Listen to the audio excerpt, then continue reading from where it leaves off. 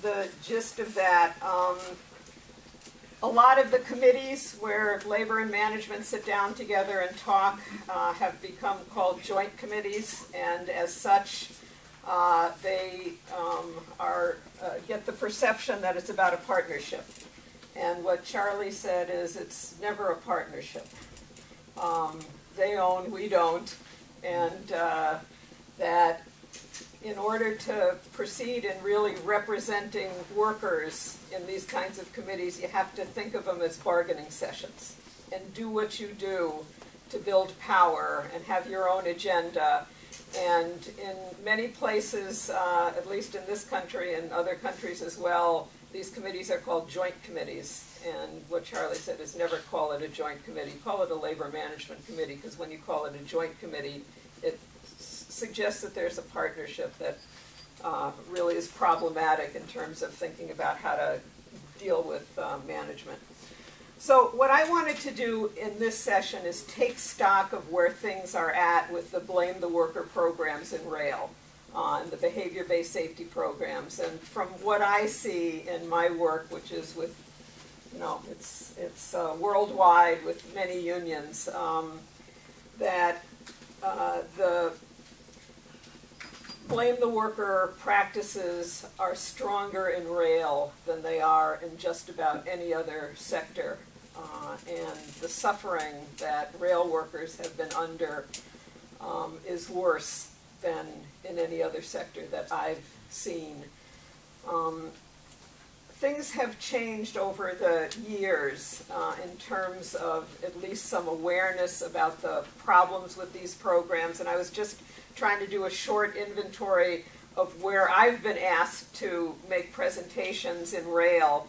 And I think the first time, and I can't remember, it was around 2008, around there, I was invited by the UTU to make a presentation, and then I was uninvited.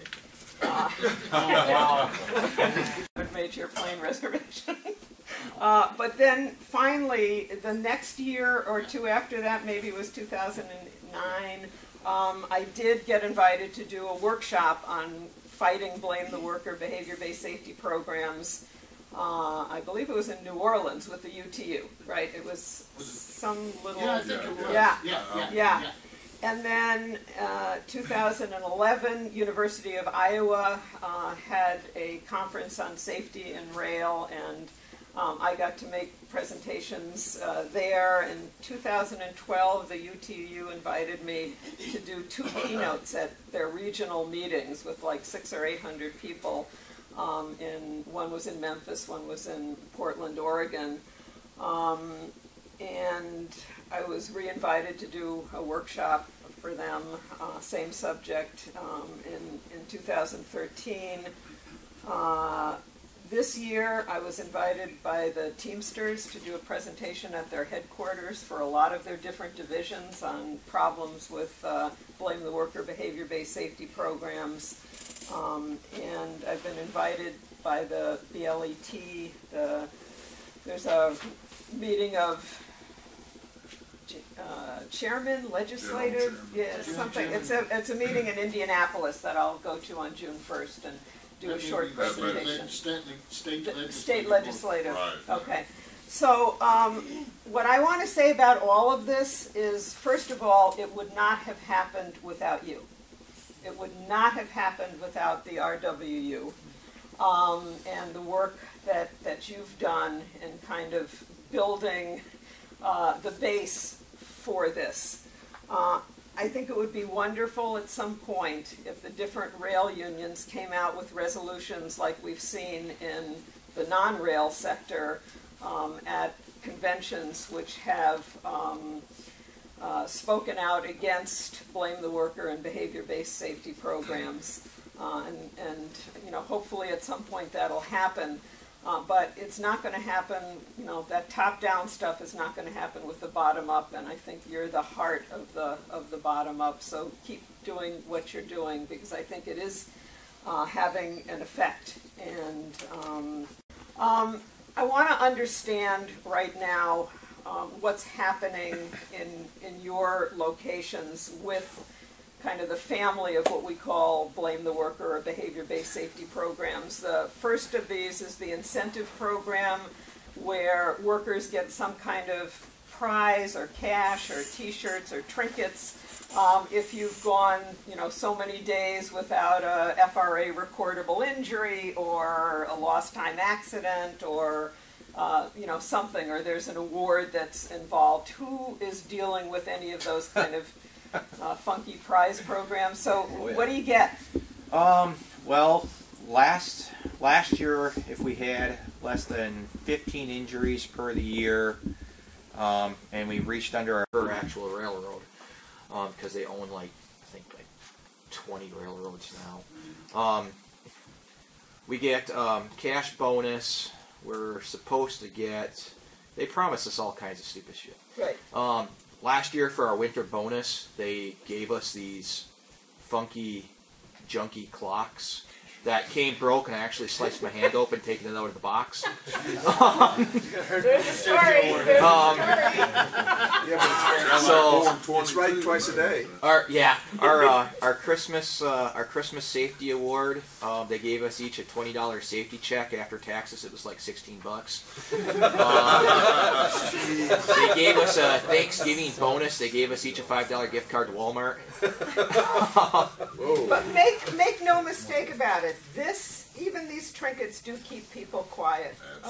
They have an effect. We've actually tested this out, and people, groups getting donuts when they've reached a certain mark gets people to not report injuries. So. Well, ours is a double-edged sword, because at our railroad, if you report an injury, they get on you about, well, what the hell did you do? And they parade you in front around everybody. You have to explain what you did, how it could have been prevented.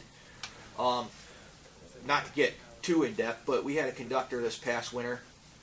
We had some ice that formed because winter in Wisconsin just sucks. There was a hole that everybody knew about. Management knew it was there. It was on the list to get taken care of, allegedly. Nevertheless, he had his snow cleats on, doing everything right. Slipped, broke both bones in his leg, had to have the ambulance come pick him up. He had to be rushed to emergency surgery. Rather than them saying, well, shit, we should have filled in the hole, or, hey, it's ice, it's everywhere, there's not much you can do. They said his eyes weren't on path. They tried blaming him. Then they went so far as to the crew who died on hours, who didn't get their training that he went to relieve. They blamed them, saying if they would have got their training in the yard, he would never have been there. I mean, it's gotten that bad. Okay, so, understanding, two sides of the coin. One is you get prizes to not report, and the other side says you get punished if you do. Anybody else with the prize programs? So let's just... We used to get safety plates, which had lead blade-based paint, so don't lead-based paint. Nice. I got a few of those. Made in China, but now what they're doing is you can get your plate every year if you go a year without injury, or you can bank the years and get bigger prizes with weird stuff like wet dry backs, like weird things. So they send you this catalog, so that means you have to go 3 years without getting injured to get the. My generation will remember S&H green stamp. Yeah, I was thinking that. Yeah. That's wonderful. I work in a facility that builds a locomotive, but there's something quite similar. We had this one area in particular that I'm thinking about is you get safety jackets at the end of the year. And there was people that was browbeating other people about getting injured, so you're going to ruin it so that I don't get my safety jacket. Yeah. Right. But that's just, you just made me. So that, and that's about, these kinds of programs have two goals. One is to get you not to report your injury, but the second is to pit us against each other and destroy solidarity. All right, there was one more in the back. Well, we get the safety jackets too, for like by subdivision or whatever. I was going to say, I'm pretty sure that engineers' profit sharing checks include some kind of a metric about injuries. Interesting. It would be useful to look into that. Yeah. Because OSHA is now suggesting that these kinds of things are illegal. So we'll have more discussion about that at another point. Pure injury discipline. You get injured, it's your fault, and you're either called into an inquisition and blamed, or there's some other kind of adverse consequence. Who's got that? I mean, I think everybody's got it. Is there anybody that doesn't have that? Right. So doesn't, or? No, I just retired from CSX and the locomotive shop, formerly Conrail. And when CSX came in, they instituted a thing called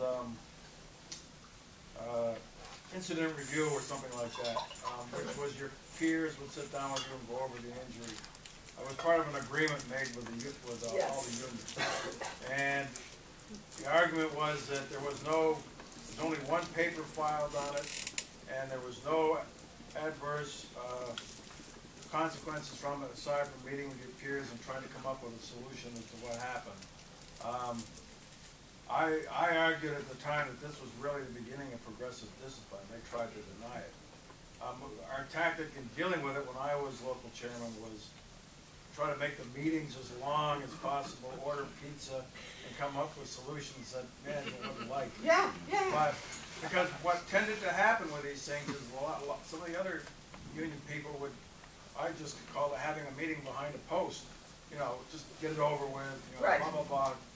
And whether you liked it or not, it was on your record.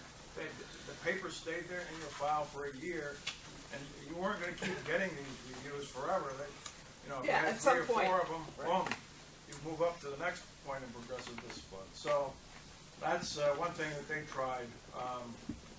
I don't know whether it's still going on at CSX now or not. Things are getting worse, and really gotten worse since I retired. So I'm going to ask that question, but I think the strategy that you had there of making, you know, we now have time on the clock, right, to meet and talk about what were the hazards and hazardous conditions that were involved in this, and let's put out the report about the hazards and hazardous conditions that they have to fix, and enjoy your pizza.